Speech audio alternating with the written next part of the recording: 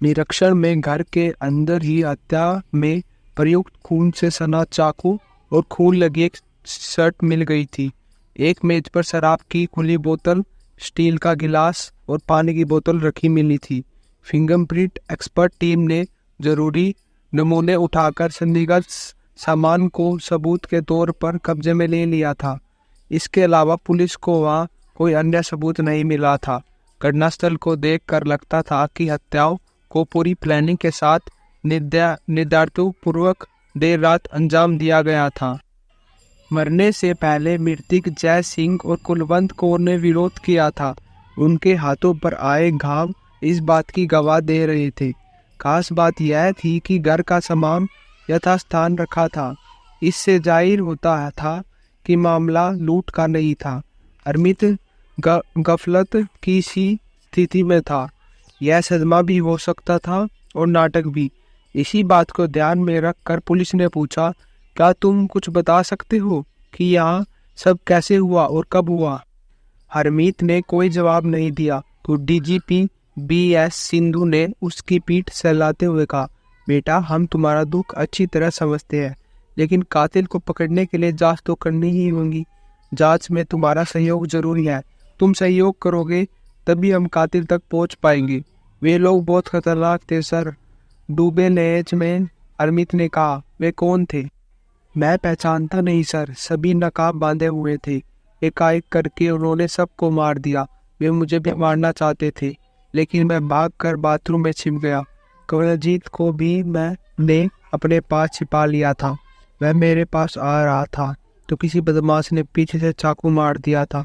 इतना कहकर हरमीत सिर पकड़कर रोने लगा। उस समय ऐसी स्थिति थी कि हरमीत से ज्यादा पूछताछ नहीं की जा सकती थी। पुलिस ने नर्स में कवलजीत को पुचकाकर हत्यारों के बारे में पूछा तो वह डरते डरते बोला, अंकल, लकाब वाले 3 आदमी थे। कवलजीत बहुत डरा हुआ था, इसलिए उससे ज्यादा पूछताछ नहीं की जा सकती थी। पुलिस उसके पिता के आने का इंतजार करने लगी। हरमीत और कवलजीत ही थे जिनसे पूछताछ करके जांच आगे बढ़ाई जा सकती थी।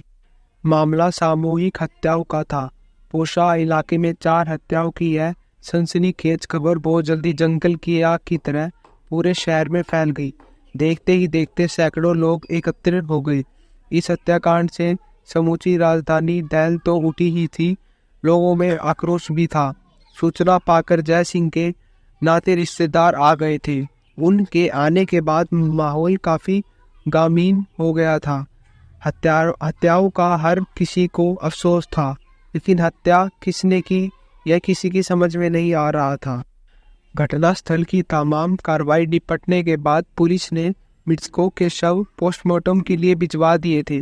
इसके बाद मृतक जय सिंह के भतीजे अजीत सिंह की तहरीर पर थाना कैंट में अज्ञात हत्यारों के खिलाफ अपराध संख्या 187/14 पर धारा 302 व 307 के तहत मुकदमा दर्ज कर लिया गया था। घटना कानून व्यवस्था को चुनौती देने वाली थी। ADG राम सिंह मीना ने अधीनस्थों को मामले का जल्द से जल्द खुलासा करने का निर्देश दिया। मृतकों के नाते रिश्तेदारों और पड़ोसियों से की गई शुरुआती पूछताछ में जो सामने आया, उसके अनुसार जय सिंह अपनी पत्नी कुलवंत कौर और बेटे हरमीत के साथ इस घर में रहते थे। हरमीत आवारा प्रवृत्ति का युवक था। उसकी इस प्रवृत्ति से घर से सभी लोग परेशान थे।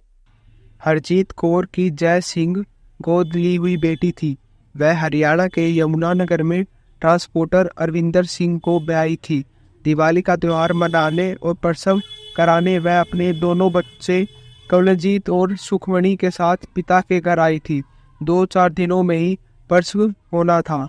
डॉक्टरों ने समय भी दे रखा था। उसके पति को भी घटना की सूचना दे दी गई थी। पुलिस को मिली जानकारी के अनुसार जय सिंह की पत्नी कुलवंत कौर की कोई संतान नहीं थी। हरमीत जय सिंह की दूसरी पत्नी अनीता का बेटा था। अनीता अपने छोटे बेटे पारस के साथ उत्तर प्रदेश के सैरनापुर जिले में रहती थी। चौंकाने वाली बात यह थी कि आस पड़ोस के किसी ने भी सिंह परिवार की चीख पुकार नहीं सुनी थी। सुरक्षा की दृष्टि से कॉलोनी के बाहर गेट लगा था, उस पर चौकीदार भी रहता था। पूछताछ में पुलिस को पता चला कि कॉलोनी का गेट रात 10:30 बजे बंद हो जाता था तो सुबह 6 बजे खुलता था। यह काम चौकीदार खुद करता था। सुबह गेट खोलकर वह अपने घर चला जाता था। पुलिस ने इस बारे में सोचा कि अगर ऐसा था तो फिर हत्यारे अंदर कैसे आए। कहीं चौकीदार की मिलीभगत तो नहीं थी। थाना प्रभारी वी के जेठा ने उसे बुलवाकर पूछताछ की तो उसने दावे के साथ कहा कि वह मुस्तैदी के साथ ड्यूटी पर था और उस रात कोई भी बाहरी आदमी कॉलोनी के अंदर नहीं आया था। चौकीदार की बातों से पुलिस को लगा कि वह सच बोल रहा था। अब पारिवारिक पृष्ठभूमि और चौकीदार के बयानों से हरमीत की भूमिका संदिग्ध हो गई। सोचने वाली बात यह थी कि हत्यारों ने लूटपाट नहीं की थी। घर में रखी नकदी और कीमती सामान के अलावा कुलवंत और हरजीत कौर ने जो गहने पहन रखे थे वे सुरक्षित थे। सोचने वाली बात यह थी कि अगर हत्यारे पूरे परिवार को खत्म करना चाहते थे तो हरमीत को जिंदा क्यों छोड़ दिया। वह युवा था, सबसे ज्यादा विरोध वही कर सकता था। इससे भी प्रमुख वजह यह थी कि उसने रात से लेकर सुबह तक शोर मचाकर किसी को कुछ नहीं बताया था।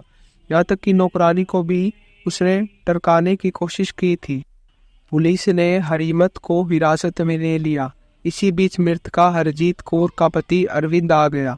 उसने बेटे कवलजीत को ढाढ़स बांधकर प्यार से पुचकाकर पूछा तो वह रोते हुए बोला, पापा, सभी को मामा ने मारा है।